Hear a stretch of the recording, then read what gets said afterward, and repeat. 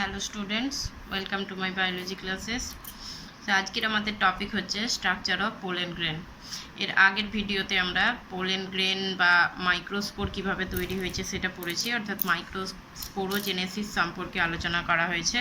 So microsporogenesis যখন তৈরি হয় তখন সেটা একটা এমএমসি মিওসিস ডিভিশনের মাধ্যমে 4টে মাইক্রোস্পোর তৈরি করে, যেটাকে মাইক্রোস্পোর টেট্রাড বলা হয়।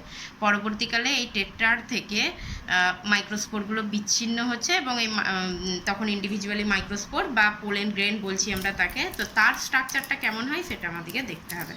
So it is a pollen grain. প্রথমেই যেটা বলি, pollen grain is an immature male gametophyte. এবার এটা একটা খুব ইম্পর্টেন্ট কিন্তু term, male gametophyte. So what is male gametophyte? Gametophyte, phyte কথাটার মানে হচ্ছে, ফাইট কথাটা related to plant, and gameto কথাটা এসেছে গ্যামেট থেকে।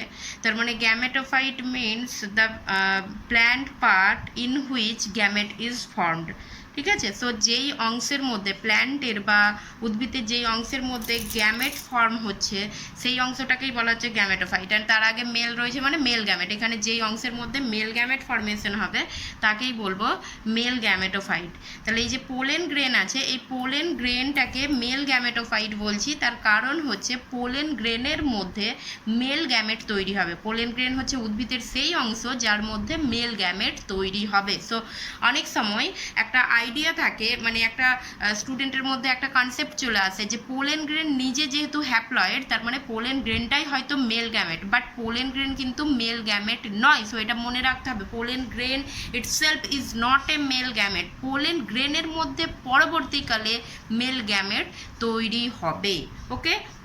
অ্যান্ড মেল গ্যামেটোফাইটের আগে আর একটা কথা আমরা বলেছি, সেটা হচ্ছে immature. So pollen grain is an immature male gametophyte. Immature কথাটার মানে অপরিণত। অপরিণত কেন বলা হচ্ছে এখানে? না, পোলেন গ্রেনের স্ট্রাকচারটা কি? এই হচ্ছে পোলেন গ্রেনের একটা স্ট্রাকচার, মানে এটা হচ্ছে ইউনিসেলুলার, অর্থাৎ পোলেন গ্রেনের মধ্যে একটা মাত্র সেল রয়েছে।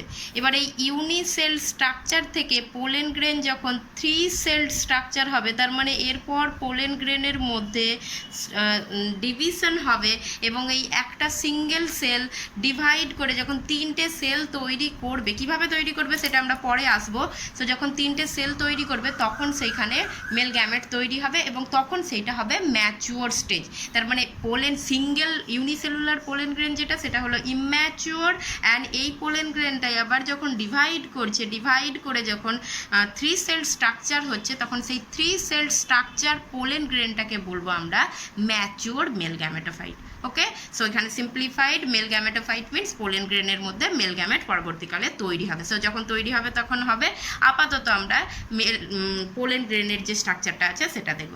So it is A haploid, আমরা জানি, তার কারণে এটা মিওসিস এমএমসির মধ্যে মিওসিস ডিভিশনের মাধ্যমে এসেছে, সেই জন্য এটা হ্যাপ্লয়েড স্ট্রাকচার হবে এবং মাইনুট স্ট্রাকচার, খুব ক্ষুদ্র আকৃতির হয়। তার কারণ অ্যান্থারের মধ্যে যে পোলেন স্যাক থাকে সেখানে তৈরি হয়। সো স্পেস এর মধ্যে খুব কম থাকে, খুব ক্ষুদ্র আকৃতির হয় এটা মেল গ্যামেটটা, সরি মেল গ্যামেট বলছি, পোলেন গ্রেনটা।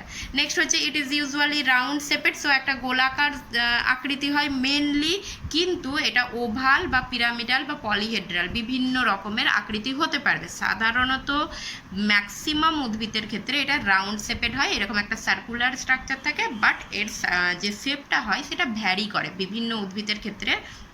বিভিন্ন রকমের শেপ হয়, কারোর ক্ষেত্রে ওভাল হতে পারে, কারোর ক্ষেত্রে পিরামিডাল হতে পারে, কারোর ক্ষেত্রে পলিহেড্রাল হতে পারে। সব বিভিন্ন রকম হতে পারে। অগেন সাইজেস, শেপের সঙ্গে সঙ্গে এর সাইজটাও কিন্তু ভ্যারি করছে, অর্থাৎ কতটা সাইজ হবে সেটা বিভিন্ন উদ্ভিদের ক্ষেত্রে, বিভিন্ন পোলেন গ্রেনের ক্ষেত্রে বিভিন্ন রকম সাইজ হয় এর। মেনলি হচ্ছে জেনারেলি যেটা হচ্ছে সেটা হচ্ছে 25 থেকে 50 মাইক্রোমিটার এই সাইজের মধ্যে মেনলি থাকে। তবে কিছু কিছু স্মলেস্ট কিছু রয়েছে, যেমন স্মলেস্ট পোলেন গ্রেন যদি আমরা বলি, তাহলে স্মলেস্ট পোলেন গ্রেন হচ্ছে মায়োসিটিস উদ্ভিদের মধ্যে পাওয়া যায়।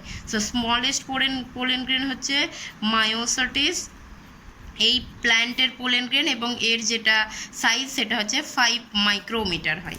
অ্যান্ড লংগেস্ট পোলেন গ্রেন যদি বলি, সব থেকে লংগেস্ট যে পোলেন গ্রেন, সে লংগেস্ট পোলেন গ্রেনটা হচ্ছে জস্টেরা। জস্টেরা একটা অ্যাকোয়াটিক প্ল্যান্ট, জস্টেরা এর ক্ষেত্রে, এবং এইটা প্রায় 2500 মাইক্রোমিটারের মতো এর সাইজটা হয়ে থাকে। সো জেনারেলি 25 থেকে 50 মাইক্রোমিটার হয়। এর মধ্যে এবার কিছু ভ্যারিয়েশন রয়েছে। এখানে যেটা স্মলেস্ট হয় সব থেকে সেটা মায়োসটিস, সেটা হচ্ছে 5 মাইক্রোমিটার, অ্যান্ড লংগেস্ট যেটা সেটা জস্টেরা, একটা অ্যাকোয়াটিক প্ল্যান্ট, 2500 মাইক্রোমিটারের মতো হয়ে থাকে এদের সাইজটা। ওকে, এবার আসি pollen grain has a large centrally occupied nucleus. এবার আমরা পোলেন গ্রেনের স্ট্রাকচারটা দেখাই। সো এই হচ্ছে একটা সিঙ্গেল একটা পোলেন গ্রেন, যেটা আমরা বলছি পোলেন গ্রেনের স্ট্রাকচার, একটা ইউনিসেলুলার স্ট্রাকচার, এবং যে নিউক্লিয়াসটা থাকবে সেটা হচ্ছে হ্যাপ্লয়েড, অ্যান্ড এইটা হচ্ছে নিউক্লিয়াস। এবং নিউক্লিয়াসটা আমরা দেখতে পাচ্ছি এটা সেন্ট্রালি প্লেসড আছে, অর্থাৎ একদম কেন্দ্রভাগে নিউক্লিয়াসটা প্রেজেন্ট আছে। এইটা হচ্ছে নিউক্লিয়াস, ঠিক আছে।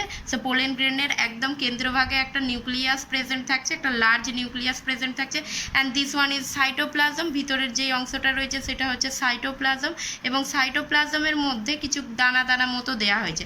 অ্যাকচুয়ালি সাইটোপ্লাজমটা কি হয়, হাইলি নিউট্রিয়েন্টস থাকে, অর্থাৎ রিচ ইন হাই নিউট্রিয়েন্টস, অর্থাৎ এর মধ্যে প্রচুর পরিমাণে কিন্তু নিউট্রিশন থাকছে।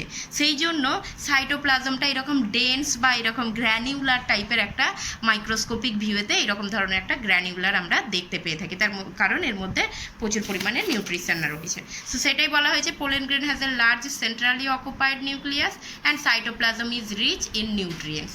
ওকে, আচ্ছা নেক্সট আসি এবার এই যে পোলেন গ্রেনের যে ওয়ালটা অর্থাৎ প্রাচীরটা থাকে সেটা দুটো অংশে বিভেদিত। তার মাঝে এই যে সাইটোপ্লাজমের ভিতরে যেটা প্রোভাইড করছে অর্থাৎ এই অংশটা হচ্ছে প্লাজমা মেমব্রেন, অর্থাৎ সাইটোপ্লাজমের বাইরে যেটা রয়েছে সেটা সাইটোপ্লাজমটাকে যেটা কভার করে রয়েছে সেটা হচ্ছে প্লাজমা মেমব্রেন। অ্যান্ড এই যে ব্ল্যাক কালার দিয়ে যেটা দেখানো হয়েছে, প্লাজমা মেমব্রেনের বাইরে যেটা ব্ল্যাক কালার দিয়ে দেখানো হয়েছে সেইটা হচ্ছে ইনটাইন। সো এই জায়গাটা হচ্ছে ইনটাইন,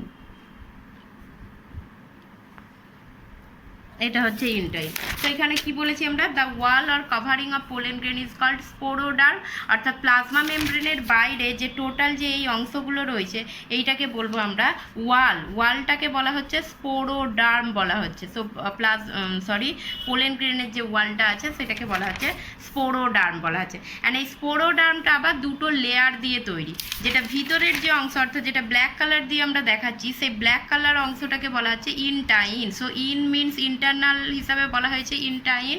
সো যেটা ভিতরের অংশ সেটা হচ্ছে ইনটাইন, এবং এই ইনটাইনটা মেড হচ্ছে কি দিয়ে না, এটা সেলুলোজ এবং পেকটিন দিয়ে এটা তৈরি হয়ে থাকে, অর্থাৎ যে ভিতরের ওয়ালটা থাকে সে ভিতরের ওয়ালটা সেলুলোজ এবং পেকটিন দিয়ে তৈরি হয়ে থাকে, এবং এটা থিন হয় অর্থাৎ পাতলা হয়, থিন হচ্ছে, এবং তার সঙ্গে আরেকটা জিনিস মনে রাখতে হবে, এটা কন্টিনিউয়াস লেয়ার, তার মানে পুরোটাকে আবৃত করে রেখেছে, কোথাও কোনো ফাঁকা নেই, অর্থাৎ টোটাল যে অংশটা সেই টোটাল অংশটাকে পোলেন গ্রেনটাকে কিন্তু আবৃত করে রেখেছে। দ্যাটস ওয়াই ইনটাইনটাকে আমরা বলছি কন্টিনিউয়াস লেয়ার বা ইউনিফর্ম লেয়ার বা হচ্ছে রেগুলার লেয়ার বলতে পারি আমরা। সো ভিতরের প্রাচীরটা যেটা সেটাকে বলছি আমরা, ভিতরের যে লেয়ারটা সেটাকে বলছি ইনটাইন, অ্যান্ড বাইরের যে লেয়ারটা মিনস এই অংশটা অর্থাৎ রেড কালার দিয়ে যেটা দেখানো হয়েছে সেটাকে বলা হচ্ছে এক্সাইন। এই অংশটা হয়ে গেল এক্সাইন। এক্স মিনস এক্সটার্নাল আর ইন মিনস ইন্টারনাল, তার মানে ইন্টারনাল অর্থাৎ ভিতরের যে লেয়ার সেটা ইনটাইন, অ্যান্ড বাইরের যে লেয়ার সেটা হচ্ছে এক্সাইন রয়েছে, ঠিক আছে। অ্যান্ড এক্সাইনের স্ট্রাকচারটা দেখেই বুঝতে পারছো এক্সাইন কিন্তু অনেক বেশি থিক হচ্ছে, ইনটাইনের তুলনায় এক্সাইন কিন্তু অনেক বেশি thick. So it is the outer hard layer made up of sporopollenin. So most important term sporopollenin. So এক্সাইনের বিশেষ বৈশিষ্ট্য হচ্ছে এক্সাইন একটা বাইরের লেয়ার, পোলেন গ্রেনের বাইরের লেয়ার, এবং এটা যেই কম্পোনেন্ট দিয়ে যেই হচ্ছে বায়োপলিমার দিয়ে তৈরি হয় তার নাম হচ্ছে স্পোরোপলিনিন। অ্যান্ড স্পোরোপলিনিনটা কি না, ইট ইজ এ বায়োপলিমার, এবং এটা মেনলি কম্পোজিশন এর হচ্ছে মেনলি এখানে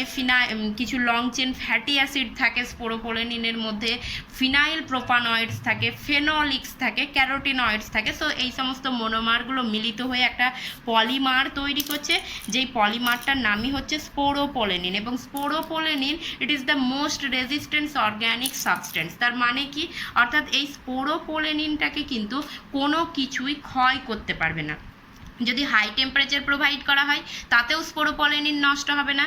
যদি সেখানে অ্যালকালি দেয়া হচ্ছে বা অ্যাসিড কিছু দেয়া হচ্ছে তাহলেও কিন্তু স্পোরোপলিনিন নষ্ট হচ্ছে না। ইভেন এটা নন বায়োডিগ্রেডেবল প্রোডাক্ট, তার মানে কোনো এনজাইমেটিক অ্যাক্টিভিটি দ্বারাও কিন্তু স্পোরোপোলেনিনকে নষ্ট করা যাবে না। So it is most resistant substances, এবং সেই জন্য এই যে এক্সাইনটা হয়, এই এক্সাইনটা প্রচুর হার্ড হয় এবং এই এক্সাইনটা উইথস্ট্যান্ড করতে পারে বিভিন্ন আনফেভারেবল কন্ডিশন।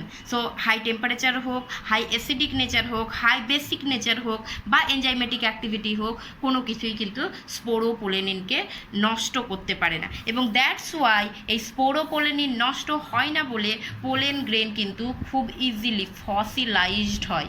সো পোলেন গ্রেনের ফসিলাইজড হওয়ার পিছনে মেন রিজন যেটা, সেটা হচ্ছে স্পোরোপোলেনিন। সো স্পোরোপোলেনিন একটা খুব ইম্পর্টেন্ট কিন্তু কম্পোনেন্ট আছে, ঠিক আছে। আচ্ছা, এবার কিছু কিছু জায়গায় এখানে স্ট্রাকচারে দেখানো হয়েছে যে যেমন আমরা ইন্টাইনটা একটা ইউনিফর্ম অর্থাৎ টোটালটাকে কভার করে রেখেছে, সেখানে কিন্তু এক্সাইন কিন্তু টোটালটাকে কভার করেনি, কিছু কিছু জায়গায় ফাঁক দিয়ে দেওয়া হয়েছে, অর্থাৎ এই জায়গাটাই ফাঁক আছে, এই জায়গাটাই ফাঁক আছে, এই জায়গাটাই ফাঁক আছে।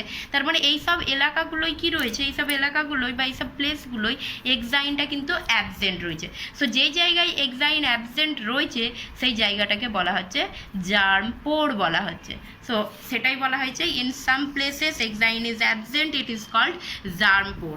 সো যেখানে এক্সাইন অ্যাবসেন্ট থাকছে সেটাকে বলা হচ্ছে জার্ম পোর। এবার যদি মাইক্রোস্কোপিক ভিউয়ে আমরা দেখি, যদি জার্ম পোরটা অর্থাৎ যেখানে এক্সাইন অ্যাবসেন্ট রয়েছে সেই জায়গাটা যদি এইরকম সার্কুলার দেখা যায় তাহলে সেটাকে বলবো আমরা জার্ম পোর। এবং এইটা সাধারণত ডাইকোটের ক্ষেত্রে দেখতে পাওয়া যায়, ডাইকট যে প্ল্যান্টগুলো তাদের ক্ষেত্রে দেখতে পাওয়া যায়।